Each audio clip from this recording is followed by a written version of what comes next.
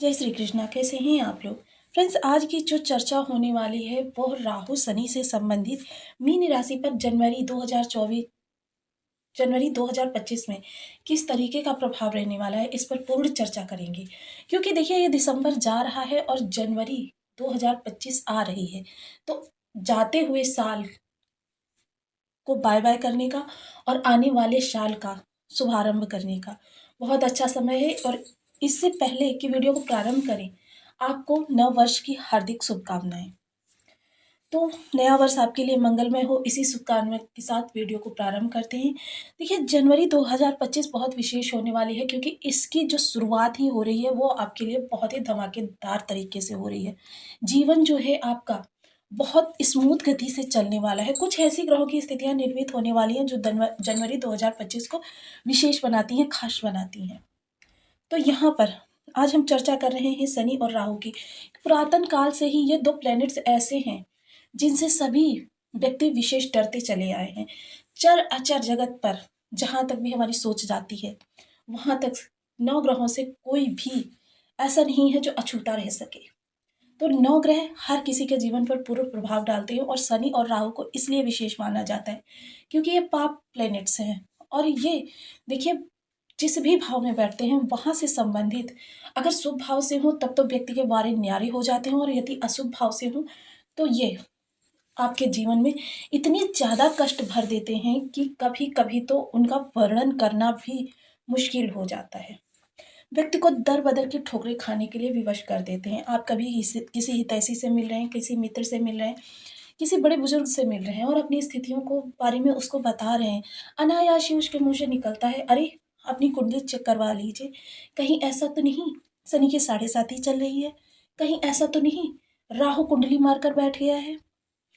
क्योंकि देखिए, हमारे अवचेतन मन में शनि और राहु का डर इस तरीके से फैला हुआ है कि हम जाने अनजाने, गाहे बगाहे इनका नाम ले ही लेते हैं।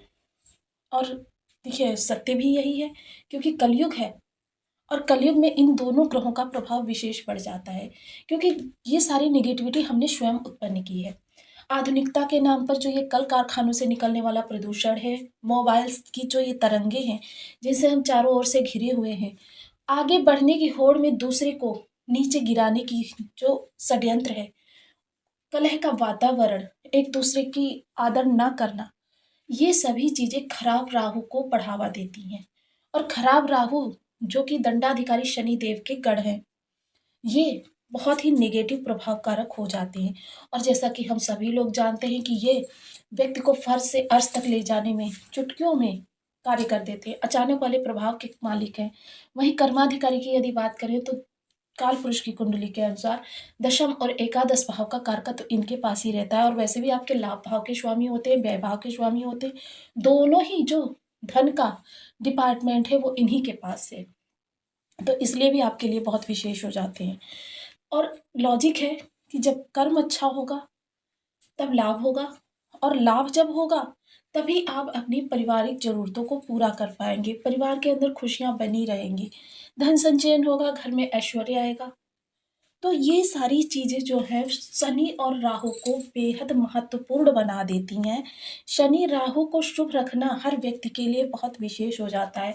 वैसे भी अगर मैं अपनी बात करूं तो लाखों कुंडलियों में से देखिए, जितने भी ज्योतिष हैं उनसे हम लोगों का जो विचार विमर्श होता रहता है, लाखों कुंडलियों में से 2-4 कुंडलियां ही ऐसी आती हैं कि जिनमें से कुछ ही कुंडलियों में राहु की, यानी कि गिनती पे अगर कहें तो 2-4 कुंडलियों में ही राहु और शनि की स्थिति शुभ निकलती है। अन्यथा किसी न किसी कारण से, क्योंकि ये ग्रहों की नित्य परिवर्तित होने वाली स्थितियां जो कि हम आपको नित्य बताते रहते हैं, अपडेट कराते रहते हैं आपको, नित्य परिवर्तित होने वाली स्थितियां, कभी देखिए नवांश परिवर्तन हो रहा है, कभी नक्षत्र परिवर्तन हो रहा है, कभी ग्रह राशि परिवर्तन कर रहा है, कभी डिग्री बढ़ रही है, कभी डिग्री घट रही है। तो ये सारी स्थितियां कभी राजयोग का निर्माण करती हैं और कभी दुर्योग का निर्माण करती हैं। तो इन्हीं सब स्थितियों से हम आपको अवगत कराते रहते हैं। तो हर राशि के जातक को इनके प्रभाव जो है पृथक पृथक ही प्राप्त होते हैं। तो आइए जान लेते हैं कि आपकी राशि से संबंधित आपको किस तरीके के प्रभाव प्राप्त होने वाले हैं। तो बने रहिए हमारे साथ इस वीडियो में एंड तक, आपको बहुत कुछ जानने के लिए मिलेगा। वीडियो बहुत ज्ञानवर्धक होने वाला है। आपके लग्न में 12 नंबर बना हुआ है तो राशिफल आपके लिए है। यदि कुंडली में कहीं भी चंद्रमा के साथ 12 नंबर बना हुआ है तो राशिफल आपके लिए। कुंडली ना होने की स्थिति में आप इसे नाम राशि से भी देख सकते हैं। यदि अभी तक आपने अपने इस चैनल को सब्सक्राइब नहीं किया है तो प्लीज़ सब्सक्राइब कर लीजिए, वीडियो को लाइक कर दीजिए, चैनल को शेयर कर दीजिए। इससे होगा क्या कि हमारे आने वाले हर वीडियो की नोटिफिकेशन मिल सकेगी आपको सबसे पहले। एक प्यार सा कमेंट करना बिल्कुल ना भूलें। कमेंट से हमें बहुत मोटिवेशन मिलता है, हौसला मिलता है और ये पता चलता है आप और क्या जानना चाहते हैं। तो देखिए, आपके लिए 2 तरीके से स्थितियाँ बहुत ही उत्तम बनने जा रही हैं। सबसे पहले शुक्र ने देखिए आपके अष्टम भाव के स्वामी होकर आपके द्वादश भाव में विराजमान है। षष्ठ पर दृष्टि, शुक्र ने विपरीत राजयोग का निर्माण किया है। दूसरे, शुक्र यहाँ पर आकर अति विशिष्टकारी हो जाते हैं। शुक्र यहाँ पर आपके खर्चों को बढ़ाते हैं, किंतु वो खर्चे जो शुक्र का खर्चा होता है वो क्या होता है, आपके स्वयं के कंफर्ट के ऊपर होता है, अपनी लाइफ के ऊपर होता है कि आप लग्जीरियस लाइफ जीना चाहते हैं। देखिए, जब शुक्र का प्रभाव द्वादश पर देखा जाता है तो एक चीज़ विशेष देखी जाती है। हालांकि ये आपके बाधा के घर के स्वामी हैं, किंतु पराक्रम के भी स्वामी हैं और पराक्रम के स्वामी होकर ये द्वादश भाव पर बैठे हैं। इस समय आप अपने रहन सहन पर, अपने परिवार के कंफर्ट पर, स्वयं के कंफर्ट पर, अपने खान पान पर, इन सब चीज़ों पर व्यय करते हुए दिखे जाएंगे। अब इन सब चीज़ों पर व्यय व्यक्ति तभी करता है जब उसके जीवन में विशेषतः कहीं से अचानक धन प्राप्त होता है। और ये देखिए, आपके अचानक यानी कि गुप्त भाव के भी स्वामी हैं। तो गुप्त भाव से आपके अचानक वाला धन जो होता है, कहते हैं कि किस अटका हुआ धन या कहीं आपने काम वगैरह किया है, जॉब किया है, वो धन आपको प्राप्त हो सकता है। ऋण ले रखा है तो उसको चुकाने के योग निर्मित होंगे।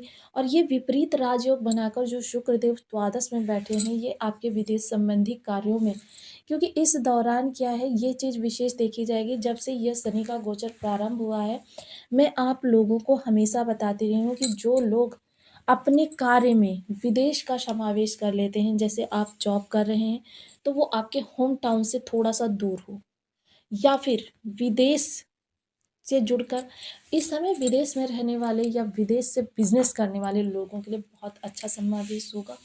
विदेश का समावेश यदि आपके व्यापार में हो जाता है तो आपके लिए अप्रत्याशित रूप से वृद्धिदायक रहने वाला है। वहीं शुक्र की देखिए, इस समय क्या है, चीनी को बिल्कुल अगर अवॉइड कर देते हैं, जितना कम खा सकते हैं उतना कम कर दीजिए। यदि बिल्कुल अवॉइड कर सकते हैं तब तो आपके लिए बहुत ही उत्तम स्थितियां निर्मित होने वाली हैं। इस दौरान सिर्फ एक चीज़ विशेष निकल कर आ रही है कि आपके चर्म रोग की समस्या हो सकती है। जीवन साथी यदि कार्यरत हैं तो उनके लाभ में, इनकम में, बोनस में, वेतन में किसी भी तरीके से वृद्धि होने के योग बन रहे हैं। संतान इस समय पर आपको गौरवान्वित करती हुई देखी जाएगी। देखिए, भाग्य भाव में बैठे हुए हैं आपके दो दो केंद्र भावों के स्वामी। इनका क्रॉसिंग पीरियड आने वाला है जो 4 जनवरी से 5 जनवरी तक रहने वाला है। जब एक ग्रह दूसरे भाव में जाता है, यानी कि जिस भाव में बैठा है उस भाव से दूसरे भाव की ओर जब वो अपना कदम बढ़ाता है, वो क्रॉसिंग टाइम ऐसा होता है जब वो अपने भाव से संबंधित आपके लिए बहुत कुछ विशेष दे देता है। इस समय भाग्य से कर्म की प्राप्ति हो सकती है, कर्म में परिवर्तन हो सकते हैं। ये 2 दिन का समय बहुत विशेष होने वाला है।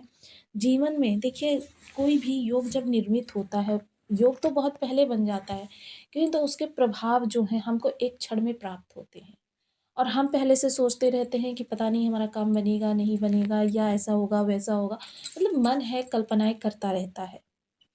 तो देखिए, जब ये क्रॉसिंग पीरियड आपका चलेगा, उस दौरान आपके कुछ योग ऐसे निर्मित होंगे कि आप जिन चीज़ों के लिए बेहद प्रयासरत हैं, वो भाग्य के प्रभाव से आपको प्राप्त हो जाएँगी। इस दौरान क्या है, गुरु ने जो ये इच्छा पूर्ति योग आपके लिए बना रखा है, जो कि आपके राशिपति होते हैं। देखिए, इसकी डेट हम आपको आने वाले वीडियोज़ में देंगे। ये इच्छा पूर्ति योग भी आपका इस दौरान प्रबल होगा। वहीं शुक्र की एक बलवती अवस्था होगी, जो कि बहुत बलवान होगी, जिस दौरान शुक्र और शनि के मिले-जुले प्रभाव आपको बहुत ही बेहतर तरीके से प्राप्त होने वाले हैं। इनके बारे में भी आपको हम आने वाले वीडियोज़ में अवगत कराएँगे। तो ये केंद्र भाव का स्वामी 4 से 5 जनवरी जब ये इसका क्रॉसिंग पीरियड होगा, आपके लिए बहुत विशेष करता हुआ देखा जाएगा। कोई ऐसी इच्छा आपकी पूरी होगी जो वर्षों से मन में दबी हुई थी, क्योंकि ये 1 वर्ष बाद ऐसा योग निर्मित हो रहा है, जो कि आपके नए वर्ष को बहुत ही प्रफुल्लित वर्ष बनाने वाला है। देखिए, कर्म और लाभ के स्वामी शनिदेव होते हैं और आपके दोनों ही डिपार्टमेंट यानी आने का और जाने का, दोनों ही डिपार्टमेंट शनिदेव के पास होते हैं। यह इसलिए मैं सदैव कहूँगी कि आपके कर्म और आपके